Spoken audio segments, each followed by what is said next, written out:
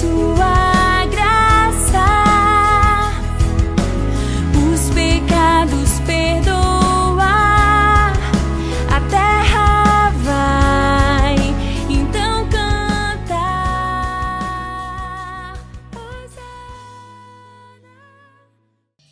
Bom dia, sejam todos bem-vindos. Nós somos a Igreja Internacional de Cristo em Maputo.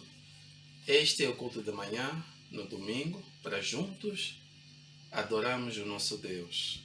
Amém? A minha esposa vai ler o Salmo em forma de nos encorajar. Bom dia. Salmo 139, 14. Eu te louvo porque me fizeste de modo especial e admirável. Tuas obras são maravilhosas. Digo isso com convicção. Amém. Nós podemos ver que Deus é tão maravilhoso e as obras dele são tão grandes. Amém?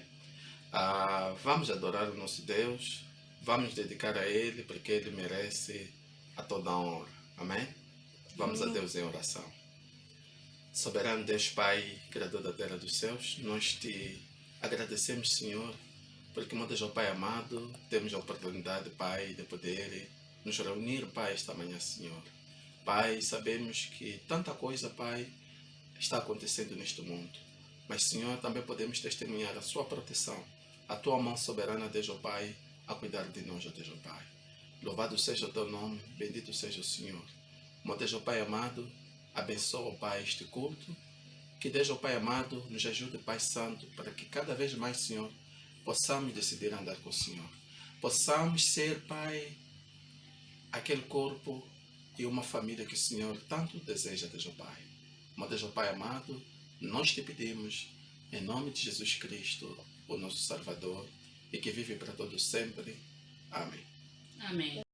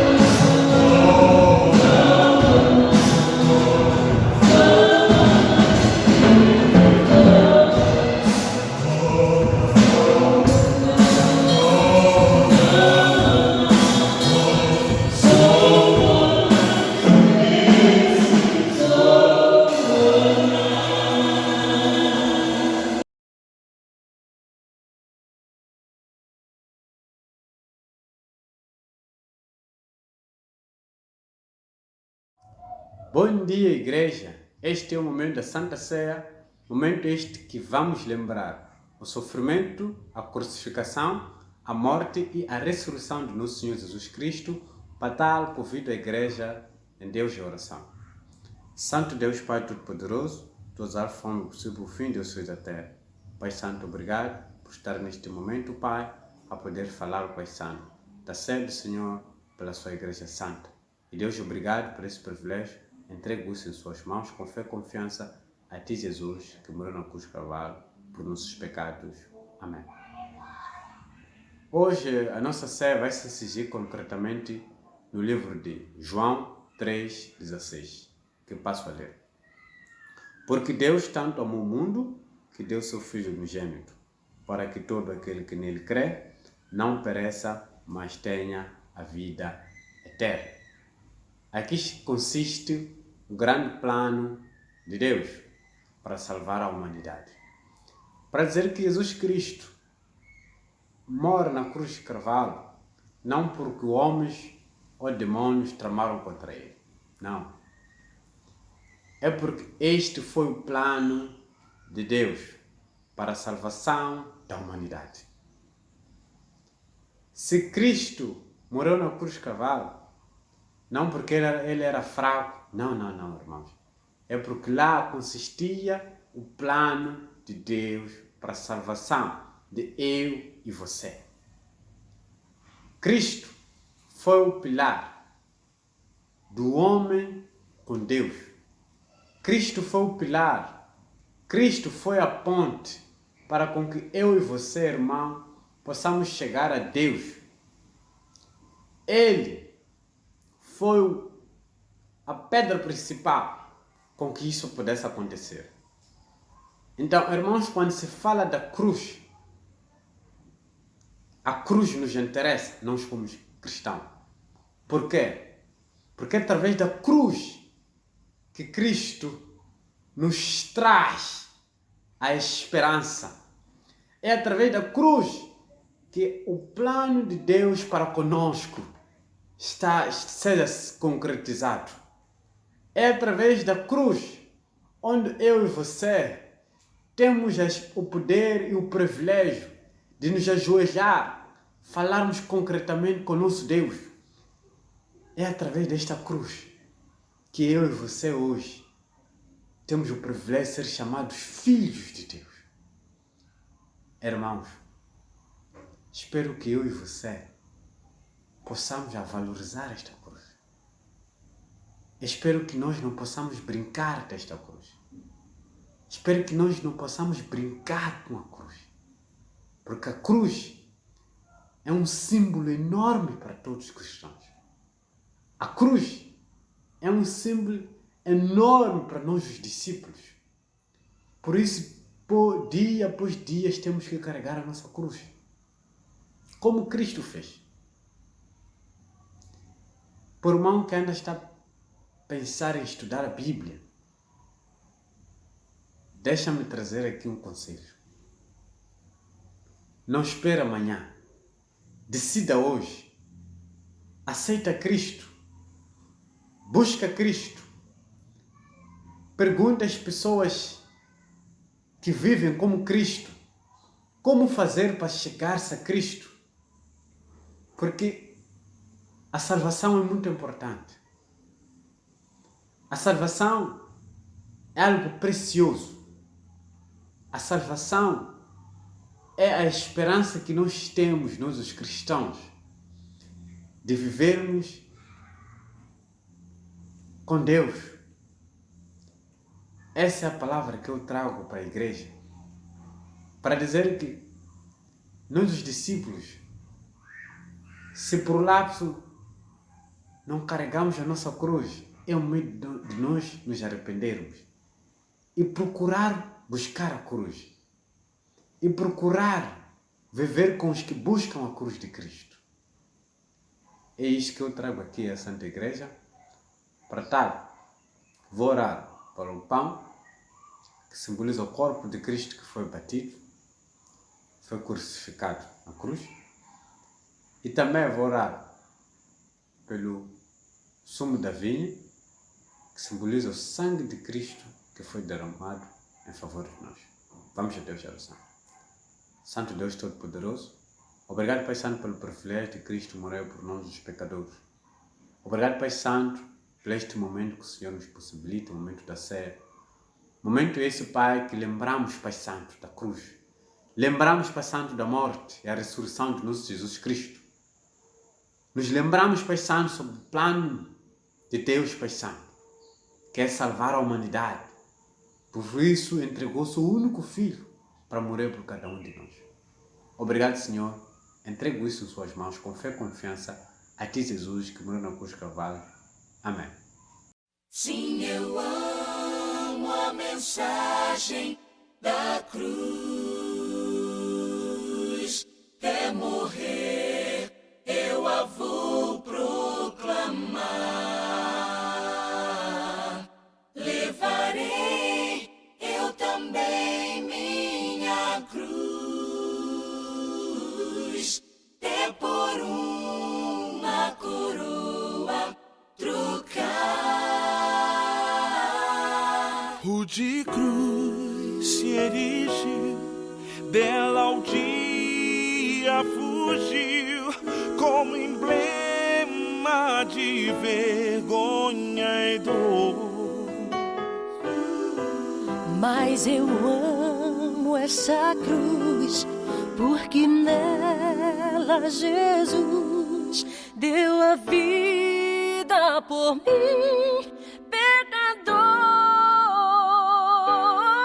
Sim, eu amo a mensagem da cruz. Até morrer eu a vou proclamar. Levarei eu também minha cruz, até por uma coroa trocar.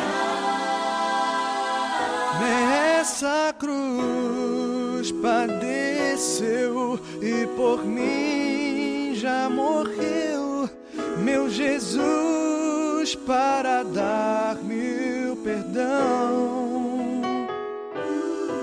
Cristo vem me buscar e com Ele no lar uma parte da glória de ter.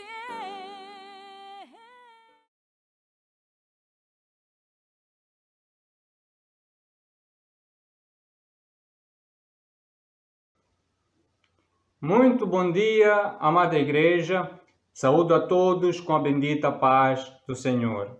Após nos alegrarmos com as canções e ouvirmos a mensagem da ceia do Senhor, vamos agora passar ao momento do sermão. E antes quero convidar a todos para irmos a Deus em oração. Amado Deus, Pai Celestial, louvado seja o Teu nome. Pai, obrigado, Senhor, por uma vez mais podermos nos conectar, Senhor, a fim de Te prestar culto, Deus. Pai Santo, obrigado pela presença de cada um, Senhor, assistindo, Senhor, a este serviço, Pai. Por favor, abençoe a vida de cada um, Senhor. Pai Santo, usa-me como Teu instrumento, derrama sobre mim o Teu Espírito e com a sabedoria que vem de Ti, Senhor Deus Pai, fala, Senhor, ao Teu povo, Deus. Pai, eu Te bendigo no nome de Cristo Jesus. Amém. Amém. Algum tempo atrás, nós começamos a aprender uma série de lições sobre as características da Igreja do Senhor. E vimos isto através do livro de Atos dos Apóstolos, no capítulo 2, versículos 42 a 47. Nós aprendemos algumas lições sobre a dedicação destes irmãos ao ensino dos apóstolos, a dedicação à comunhão e a dedicação às orações. Estas passagens do livro de Atos nos mostraram e nos mostram o coração da igreja do primeiro século. É como um diagnóstico que eles fazem sobre a sua saúde espiritual. Se nós hoje olharmos para nós mesmos e fizermos um diagnóstico da nossa saúde espiritual, a que conclusão é que nós chegamos? Na verdade, ao longo dos séculos, muitas mudanças ocorreram no mundo e elas influenciaram consideravelmente a vida dos povos, a sua cultura e, evidentemente, as suas crenças.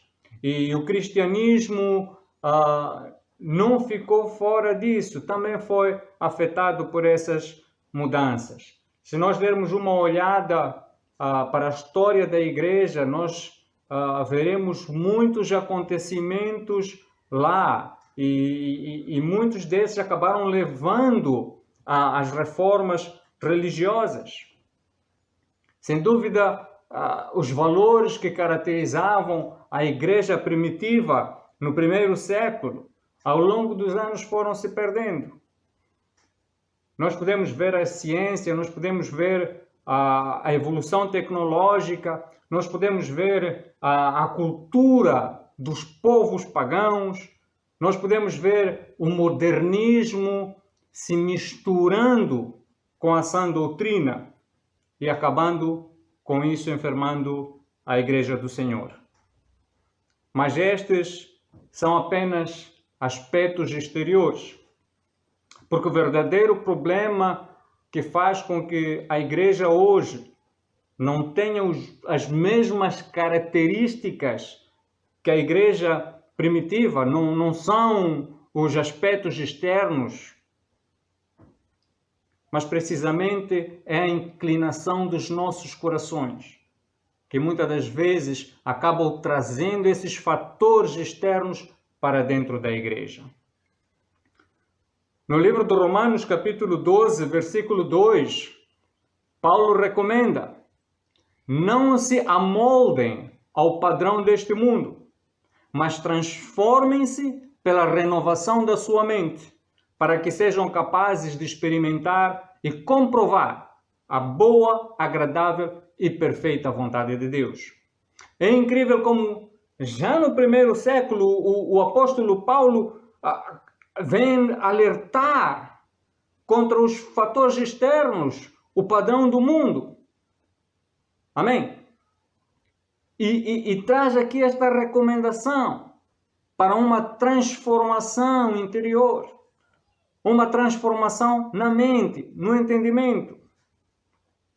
Só com essa transformação é que o cristão poderia experimentar ou ter uma experiência verdadeira com Deus, comprovada pela sua vontade. Eu hoje gostaria de partilhar sobre os inimigos da primeira característica da Igreja do Senhor, portanto, a dedicação ao processo do ensino e da aprendizagem da Palavra de Deus. Que estas duas ações estão interligadas. Nós podemos ver que para alguém ensinar, precisa ter alguém que queira aprender. E para alguém aprender, precisa de alguém que o ensine. Na primeira parte de Atos 2:42, fala da dedicação dos discípulos ao ensino dos apóstolos, pois isto nos mostra o outro lado, que é a dedicação dos apóstolos a ensinar os novos discípulos tudo quanto o Senhor os ordenou. Isto em obediência a Mateus 28:20. Então, quais são os inimigos da aprendizagem e do ensino? Na parábola do semeador, o nosso Senhor Jesus Cristo dá uma ideia sobre isso. Nós podemos encontrar esta parábola nos Evangelhos de Mateus, capítulo 13, entre os versículos 3 a 23. Podemos encontrar em Marcos 4, 1 a 20 e podemos encontrar no Evangelho de Lucas, capítulo 8, versículo 4 a 15. Mas o que é que nós podemos aprender nesta parábola sobre os inimigos da aprendizagem e do ensino? Vamos ler Mateus 13, versículo 19, que diz o seguinte: quando alguém ouve a mensagem do reino e não a entende, o maligno vem e lhe arranca o que foi semeado em seu coração. Este é o que foi semeado à beira do caminho. Podemos ver aqui que um inimigo da aprendizagem é a falta de entendimento. Quando nós não entendemos o que a Bíblia ensina sobre Deus, sobre Jesus, sobre a salvação ou sobre qualquer outro assunto, sobre casamento, sobre relacionamento, sobre finanças, o que quer que seja, amém? Facilmente nós somos desviados pelos enganos de Satanás. Ele arranca a palavra de nós. Mas por que que Satanás se dá esse trabalho? Nós podemos encontrar a resposta a esta questão na mesma parábola, amém? Mas no livro de Lucas 8, versículo 12, onde Lucas registra as palavras do nosso Senhor Jesus Cristo dizendo para que não creiam e sejam salvos. Então, Satanás, ele cega o nosso entendimento para que nós não aprendamos as palavras que nos podem conduzir à salvação. Amém? Obviamente, a lógica de Satanás é esta. Se nós não aprendemos, obviamente não aceitamos. Amém? É difícil aceitar aquilo que nós não sabemos, aquilo que nós não conhecemos, aquilo que não percebemos. Amém? E se nós não aceitamos, de modo nenhum seguimos. Amém? Eu não vou seguir aquilo que eu não quero. Consequentemente, se não seguimos, é claro que nós não nos salvamos. Amém? E é isto exatamente o que Satanás quer ao arrancar a palavra de nós. É a nossa total perdição. Amém? Se você quiser, pode apontar no seu caderno, pode tomar nota aí, 2 de Coríntios, capítulo 4, versículo 3 e 4, e Efésios 4, versículos 17 a 19. Pode ler mais tarde, vai ver um pouco mais profundamente o que é que acontece, o que é que Satanás faz, tirando-nos o entendimento da palavra de Deus. Talvez você já notou que é difícil, não é, para alguém que cresceu com uma certa ideia ou foi educado numa certa crença, se abrir para aprender algo novo, se ele não quiser. Amém? Mesmo que você mostre provas ou verdades que corrigem essa ideia, que corrigem essa crença, ele pode continuar resistindo àquilo que lhe quer ensinar. Às vezes até pode até levar-te a mal.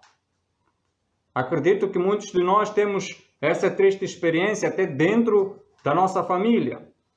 Amém? Mas é incrível olhar para os discípulos do primeiro século, porque eles venceram essa barreira. Esses homens, eles haviam crescido, instruídos numa certa crença e numa certa forma de adoração. Mas quando eles foram confrontados com a pregação de Pedro após o Pentecostes, eles abriram o seu coração para as boas novas e trocaram o ensino dos rabinos pelo ensino dos apóstolos. E nós podemos ver lá a Bíblia testemunhando como eles foram dedicando nesse novo ensino. Uma das passagens que me fascina na Bíblia está também no livro de Atos, no capítulo 8, versículos 26 a 39, onde a Bíblia nos relata o encontro de Filipe com o eunuco etíope. Nos versículos 30 a 31, diz o seguinte: Então Filipe correu para a carruagem, ouviu o homem lendo o profeta Isaías e lhe perguntou: O senhor entende o que está lendo? Ele respondeu: Como posso entender se alguém não me explicar? Assim, convidou Filipe para subir e sentar-se ao seu lado. Amém. Uau! Se nós formos a ler esta passagem a partir do versículo 26, nós vamos ver que este eunuco era um homem importante. Ele cuidava de todo o tesouro da rainha da Etiópia. Portanto, este homem era um homem rico. Era um homem que pertencia à alta sociedade. Por outro lado, podemos ver que ele era extremamente religioso. Ele viajava da Etiópia para Jerusalém só para adorar a Deus. Amém? Uau! Mas se nós olharmos para Filipe, nós vamos ver que Filipe era um discípulo fugitivo. Quando começou a perseguição em Israel, em Jerusalém, ele fugiu para Samaria. Amém? E obviamente, como um fugitivo, eu acredito que ele não tinha muitos recursos. Provavelmente ele dependia da ajuda das pessoas que lhe davam abrigo, que lhe acolhiam nos lugares onde ele se refugiava. Então nós podemos notar aqui uma grande diferença social, econômica e quiçá até acadêmica entre estes dois homens. Mas o que me fascina nesta passagem é ver que, apesar das suas diferenças, nós podemos ver aqui a humildade deste eunuco ao reconhecer que precisava de alguém para lhe ensinar e lhe ajudar a entender melhor as Escrituras. Amém? Ele lia as Escrituras, mas ele não entendia. E quando Filipe lhe confrontou, ele foi honesto. Como é que eu posso entender se alguém não me explicar? E a Bíblia diz que ele convidou Filipe a subir para a sua carruagem. Amém? Não, o resultado do entendimento que ele adquiriu após o ensino de Filipe foi exatamente o seu batismo. Este homem voltou para a Etiópia, salvo no nome do Senhor Jesus Cristo. Amém? Uau! Não, o que aconteceria se ele tivesse endurecido o coração? O que aconteceria se ele não aceitasse aprender com aquele pobre viajante, com aquele desconhecido que caminhava ao lado da sua carruagem? O que teria acontecido? Ele, obviamente, continuaria sem entender as Escrituras.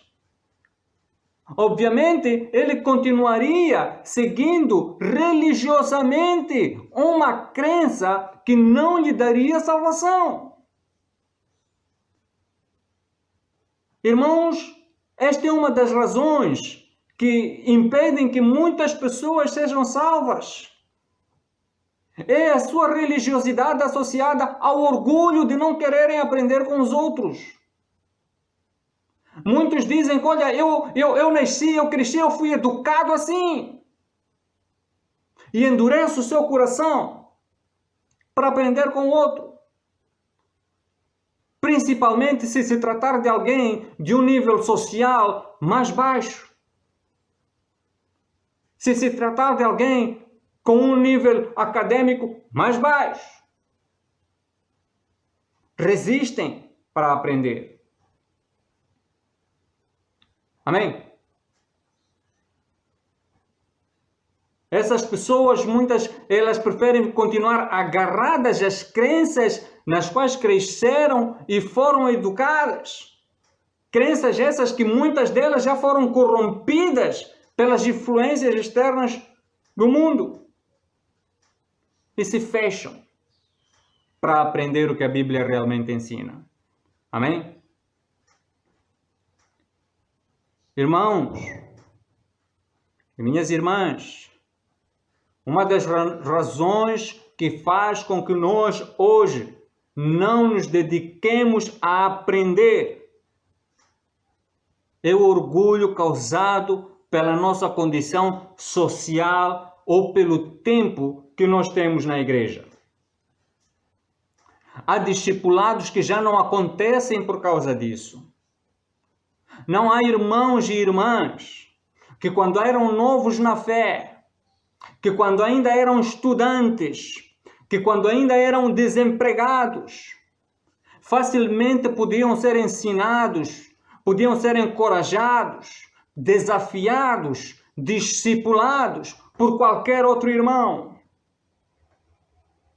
Mas depois que o diploma chegou à mão, depois que o sucesso começou a vir, depois que os negócios começaram a crescer, depois que o tempo foi passando, acabaram se endurecendo e já não aceitam ser ensinados, liderados ou discipulados por qualquer um. Não. Muitos acabam preferindo ter tempo com aquele que é do seu nível social. Amém? Se quer aprender, tem que ser com aquele que está ao nível dele ou acima dele. É o nosso orgulho. Amém? Passamos a ter uma atitude completamente diferente da do eunuco e, obviamente, da dos discípulos do primeiro século. Porque se nós formos a ver Atos 2, 25 e formos a ler Atos 4, 34, nós vamos notar que muitos daqueles discípulos que se dedicavam ao ensino dos apóstolos, eles estavam bem financeiramente, tinham propriedades, eram ricos, amém? Tinham uma boa condição social, amém? Ao contrário dos próprios apóstolos, amém? Mas eles humildemente aprendiam com aqueles apóstolos que na maior parte eram pescadores indoutos. Aprendiam. Porque é preciso humildade. É preciso humildade para nós aprendermos uns dos outros. Mateus 13, 20 a 21, diz o seguinte: quanto ao que foi semeado em terreno pedregoso, este é aquele que ouve a palavra e logo a recebe com alegria. Todavia, visto que não tem raiz em si mesmo, permanece pouco tempo. Quando surge alguma tribulação ou perseguição por causa da palavra, logo a abandona. Uma coisa que nós precisamos entender, meus irmãos, é que a falta de humildade para aprender impede que nós sejamos dedicados ao ensino dos apóstolos. E isto faz com que nós não aprofundemos as nossas raízes da fé. Porque a palavra não está sendo regada em nossos corações. E a consequência disto é nós abrirmos portas dos nossos corações para os fatores externos, para as influências do mundo, para os enganos de Satanás. Amém? E elas se tornam verdadeiras pedras de tropeço no nosso caminhar com Deus. E quando chega o momento da tribulação, chega o momento da tentação, da provação, nós já não conseguimos perseverar por muito tempo. Podemos até continuar na igreja, mas por causa dessas coisas que nós deixamos que contaminem os nossos corações, amém? Por causa das más conversas, dos maus conselhos, das fofocas, por causa das mágoas, dos ciúmes e de todos os outros pecados, nós ficamos completamente longe da palavra, longe do Senhor. Amém? Passamos a ser preguiçosos para ler as nossas Bíblias. Começamos a fugir dos discipulados. Deixamos de partilhar nossos desafios. Deixamos de confessar nossos pecados. Deixamos de pedir ajuda e conselho nos irmãos. E o resultado é nos tornarmos discípulos fracos, murchos, inconstantes, imaturos, ao ponto até de chegarmos a abandonar a igreja. Amada igreja, como eu disse antes, o ensino e a aprendizagem andam juntas. Amém? Nós não podemos falar da aprendizagem sem falar do ensino. Em Mateus 28, 18, 20, os apóstolos haviam recebido a ordem de Jesus de fazer discípulos e continuar ensinando-os a obedecer. E foi exatamente isso que eles fizeram na igreja primitiva. Estes homens, eles não perderam o foco da sua missão. Muito pelo contrário, apesar dos seus desafios, apesar das suas necessidades, apesar dos seus problemas, das suas dificuldades, apesar da perseguição, do risco de prisões e mortes, eles continuaram se dedicando à pregação e ao ensino da palavra.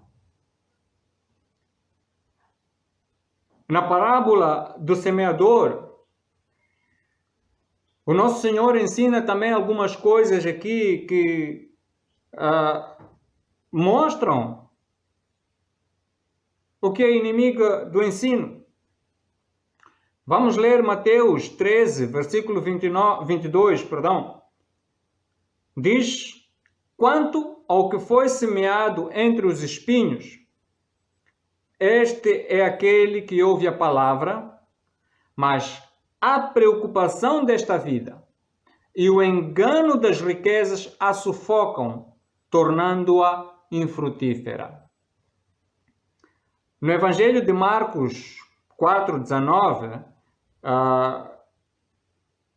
Marcos acrescenta os anseios por outras coisas. E Lucas, no seu Evangelho, no capítulo 8, 14, acrescenta os prazeres desta vida. Então, se existe algo que facilmente tira o cristão do foco para a missão, são esses fatores que o nosso Senhor Jesus Cristo sabiamente partilhou nesta parábola. Por causa dessas coisas que a Bíblia menciona aqui, muitos de nós já não temos tempo para sair a evangelizar, para sentar e estudar a Bíblia com outras pessoas, ou para ter tempos de discipulado. Amém? Nós ficamos tão ocupados com o nosso trabalho, à procura de melhores condições para as nossas vidas, que nos desfocalizamos da missão. Nós nos focalizamos mais no trabalho que na missão. Nós ficamos tão sufocados pelos anseios em reunir as condições que garantam o desfrute dos prazeres da vida, que deixamos de dar frutos para o reino de Deus. Deixamos de ensinar os outros, tanto aqueles que já são discípulos, como aqueles que ainda não são. Amém? E ficamos apenas dizendo, né? No nosso tempo, nós éramos assim, assado, cozido. No nosso tempo. Porque os discípulos de agora não são como nós éramos. E nos esquecemos que os discípulos de agora não são como nós éramos, porque nós não os ensinamos a serem como nós éramos. E não ensinamos porque estamos busy com os nossos business. Estamos ocupados com o nosso trabalho. Muitos de nós já nem ensinamos as nossas esposas em casa porque voltamos com o trabalho para casa. Estamos ocupados em juntar mais dinheiro, mais riqueza. Amém? E a verdade é esta. Por mais que se multipliquem as mensagens, por mais pregações que a gente ouça, elas já não fazem efeito, porque os nossos corações já foram enganados pelo fascínio das riquezas. E isto é inimiga do ensino. Isto nos tira do foco para a missão.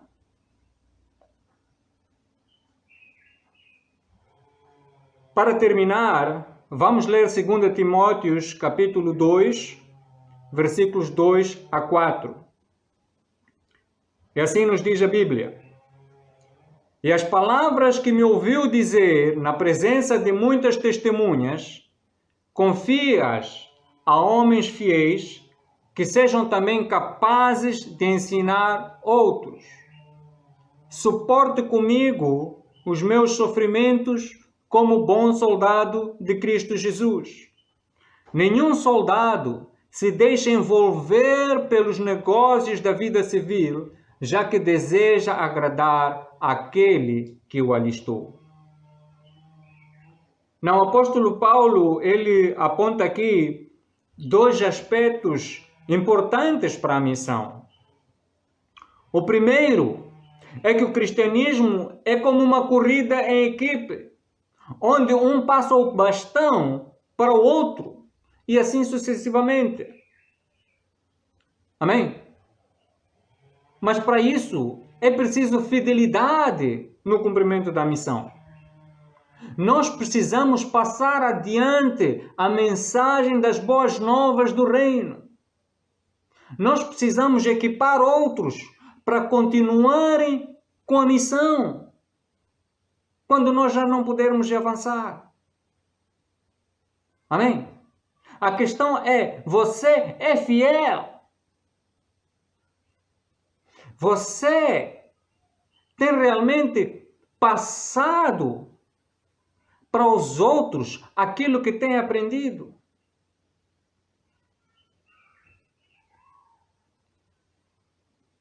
A segunda coisa que Paulo mostra aqui é que o cristão é como um soldado que recebeu a missão de lutar contra a incredulidade, de lutar contra a ignorância da palavra de Deus e lutar contra os enganos de Satanás. E neste caso, para além da fidelidade, é preciso disciplina, é preciso compromisso, é preciso obediência e é preciso sacrifício. O nosso foco já não é nos agradar a nós mesmos, mas agradar aquele que nos alistou, aquele que nos chamou das trevas para a luz. É isso que vai fazer de cada um de nós um bom soldado de Cristo. Um soldado aprovado. Irmãos, para nós nos tornarmos uma igreja dedicada ao ensino. É importante que nós não nos desfocalizemos com as coisas da vida civil. Amém? É importante que nós vivamos para agradar a Deus, cumprindo a missão que Ele nos deu. Nós precisamos olhar para as coisas que guerreiam contra a nossa necessidade de aprender e o nosso dever de ensinar a palavra de Deus. E precisamos vencer essas coisas. Amém? Se nós queremos ser como a igreja do primeiro século, precisamos vencer tudo aquilo que nos desfocaliza. Amém? Nós precisamos sair do estágio em que estamos. Precisamos abandonar todos esses fatores externos que nós acoplamos e trazemos para dentro do nosso cristianismo. Essas coisas que enfermam o nosso coração, essas coisas que afetam a nossa dedicação de aprender a palavra de Deus e de ensinar a palavra de Deus. Amém? Irmãos, que cada um de nós possa olhar para si mesmo e ver como é que ele se caracteriza. Amém? E fazer as mudanças para a glória de Deus. Amém? Que Deus abençoe a sua vida. Amo muito vocês e para Deus seja toda a glória. Amém.